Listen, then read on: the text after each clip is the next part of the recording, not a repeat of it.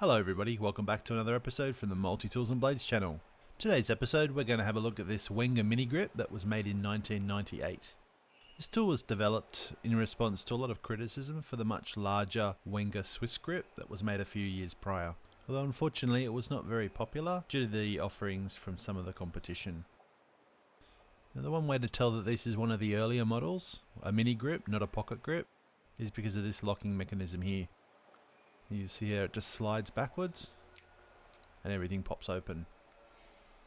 So yes, these are spring-loaded pliers, and there were not many spring-loaded pliers around at that time. Very strong spring too. It's hidden just under here, behind the handle there. You can just see a tiny little spring.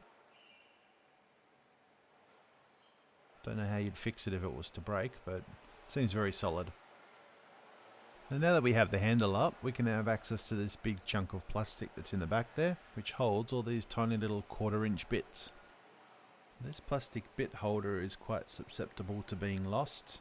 I've seen quite a few of them on eBay missing that part.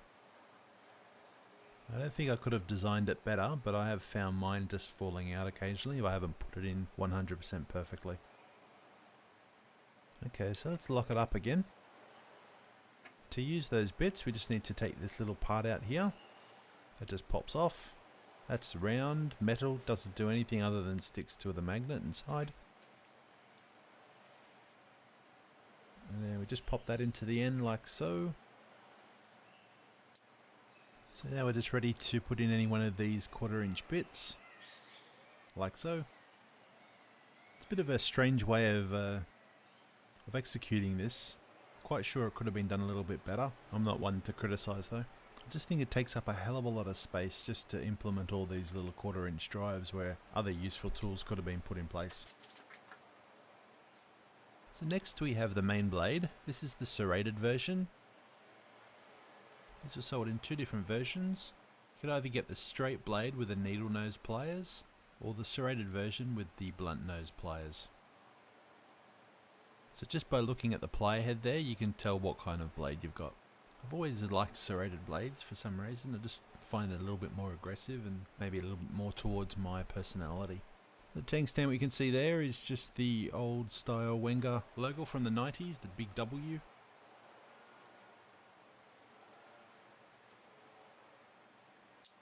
So next on the list we have is a metal saw and file. Now this is a pretty standard tool that you'll find on a lot of the Wenger 84mm from the 1970s onwards. There's a little bit of a risk of that plier handle getting in the way of something that you wanted to cut though. Uh-oh, first sign of a problem. Looks like the file is not exactly straight. Moving on, we have a wood saw, standard size blade of course. This is a very strange wood saw. We've also got imperial measurements on one side. Looks to be laser etched. And we have metric on the other.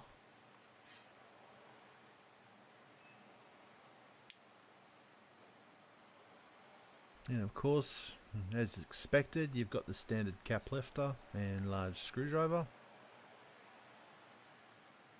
It's got that pushy thing where you push it in and it locks it in place. There's no half stops or anything.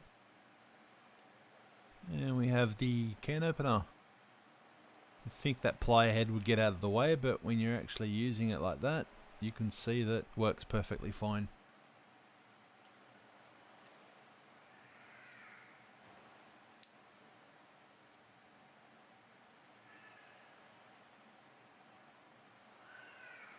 To get everything back in place, you just need to open up the pliers again.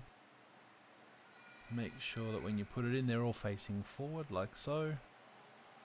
And then they just clip in place. Well, they should clip in place. Oh yeah, that's it. You just close that up, lock it up. And we talk about the sheath for just a second. Another way we can tell this is an early MiniGrip comes with this sheath that's got the red star on the front. Later ones had a little metal badge that said Wenger. Well, I hope you've enjoyed this video. Don't forget to hit that like and subscribe button if you can. That would really help me out. Feel free to leave any comments down below, and I hope to catch you all next time.